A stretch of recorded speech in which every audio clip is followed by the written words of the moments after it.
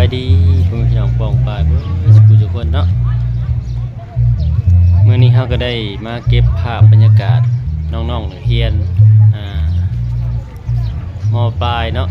จากเก่งกองไม่ได้มาต้อนรับบุญป่าสามัคคีของป่าพิสมัยไซยเซนมาจาก USR เนาะเอาขอปรบมือใจเด้อมึงกับเป็นตัวหลานเด้อ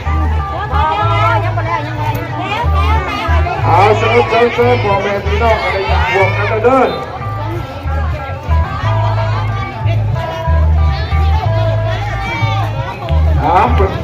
โดย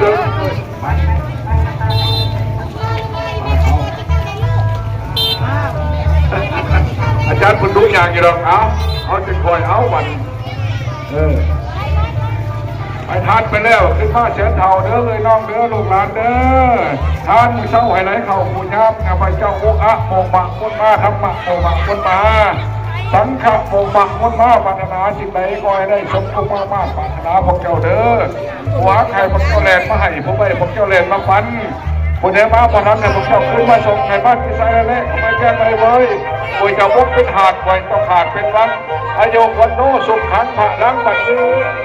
เด้อขอความขอบใจเด้อลูกหลานทานมาเด้ออยู่ที่แห่งวันนี้เป็นเมืองวันนี้เป็นเมืองงามยามนี้ยามดีแล้ววันได้เห็นกองป่าสามัคคีวันได้เห็นป่าของสามัคคีเพื่อไปถวายที่วัดบ้านเกิดกองดงขอบต้นการเขาคนนี้บริไฟกันในองค์โมทนาอยู่ในองค์บอกแค่บอกแค่ท้าเขานี่ไม่ได้จะมีปัญหาด้วยเจ้าทานนี่ก็ทานอยู่วัดบรรลุกับที่ทานอยู่ในนั้นทานเอาไปบ้านนี่แล้วพระเจ้าอยู่นี่เป็นเองพระเจ้าโมกะบอกมักบุญมาธรรมะบอกมักบุญมาสังฆะบอกมักบุญมาพัฒนาจิตใจก็เลยชมด้านมหาลัยดูหาขันเจริญมาให้ผู้ใดเจริญมาพันผู้ใดมาบ่พันได้จะขึ้นมาชมใครบ้านที่เสนาแรกไปกันก็ได้ไว้พบเป็นหาดไว้เจ้าขาดเป็นบางอันอย่างวันโน้ส่งขังปากนั้นมันเดินมันยังเดินขอบคุณครับ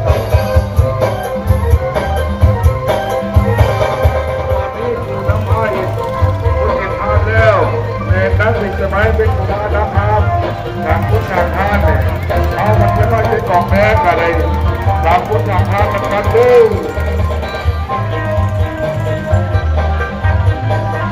ไปเอาไป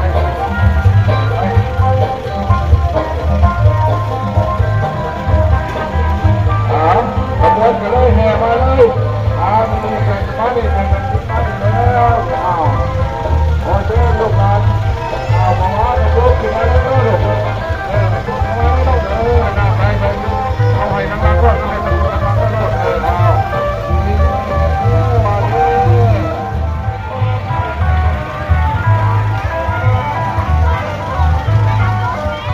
ยางเลยชื่อเสือกับสินที่เจ้าอะไรโดยใช่เป็นใหญ่ผมมันจะยากสิ่งใหญ่เนาะนี่ถึงงามเอาไปดิที่หน้าเพื่ออะไรชิพอนไปหอดกูนะขับต้องต้องหอดจะต้องไหนยางกันก็ได้อยู่คนที่ออกกำลังกายเป็นไงโตปวดเท่าทั้งน้องเลย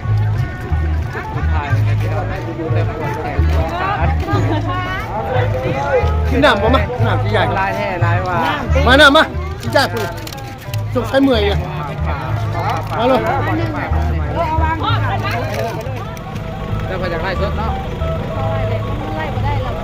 นี่ก็คือรถเจ้าภาพนะพี่น้อง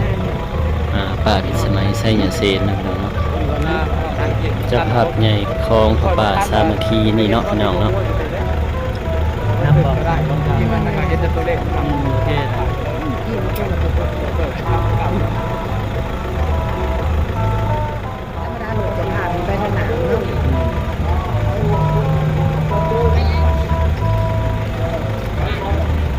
จ้า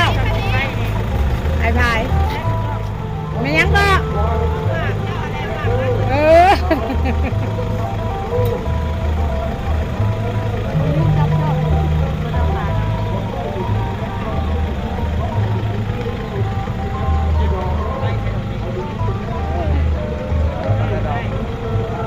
านกะเพราเลยแหละเขาก็ยังเหนื่อย ยิ้ม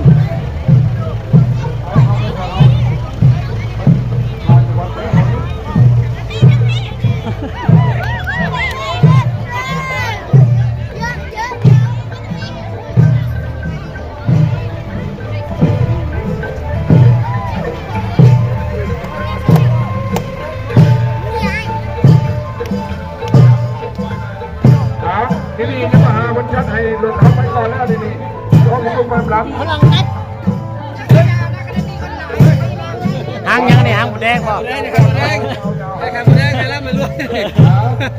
ขอบคุณกับใจดำเนินดำรงสมบูรณ์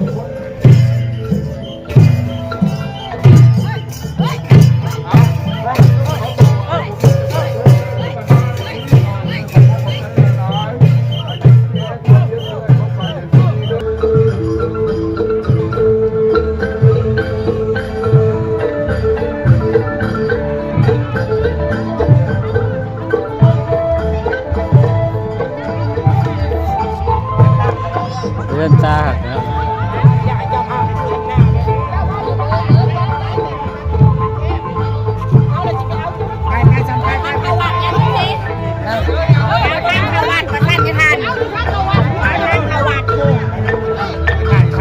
ขอเชิญ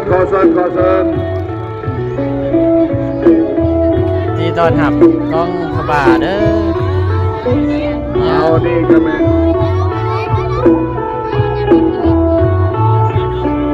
ยุคนักเรียนมัธยม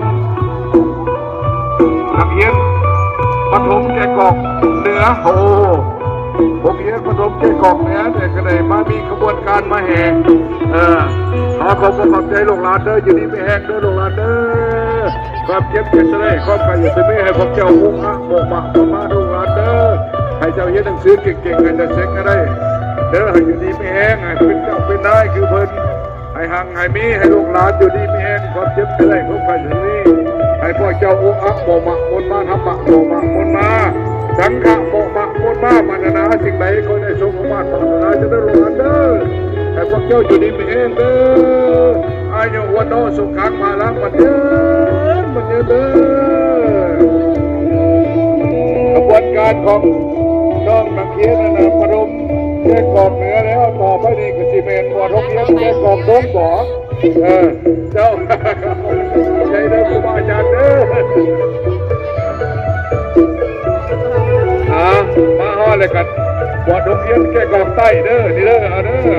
เอาอยู่นี่มีแห้งเด้อลูกหลานเด้อเรียนหนังสือเก่งๆเซ็งให้ได้เด้อเด้ออาจารย์นอนรับขึ้นหางเป็นพันนอนหันขึ้นหางเป็นล้านก็มีได้ก็นอนอยู่ในเรือนเด้อบ้านแกกองใต้เด้อให้อยู่ดีมีแห้งให้เจ้าโอ้อะโอ้มะบนมาหับมะโอ้มะบนมาสังขะโอ้มะบนมาให้มันเยอะมันจะได้รับไปด้วยลูกคนเด้อลูกหลานเด้อนี่มากันบ้านแกกองใต้เอาเด้อนี่เด้อกระบวนการเอานี่ครับยิ้มเด้อนั่งพิสมัยมันเต้าโฮมพ่อแม่พี่น้องว่าชนบ้านใต้ภายเหนือให้ห่วงทุกข์ทำกันอยู่แล้วขอเชิญฮัลโหลพบกับใจลูกหลานเด้ออยู่ดีไม่แห้งเด้อลูกหลานเด้อ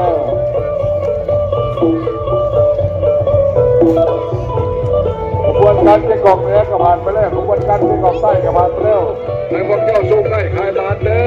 อ สำหรับคลิปนี้ก็ต้องขอจบเพียงเท่านี้นะพี่น้องเนาะเอาไว้ชมคลิปต่อไป EP ที่2นะพี่น้อง ให้ปรารถนาสิ่งใดขอเด้อสมปรารถนาลูกหลานเด้อ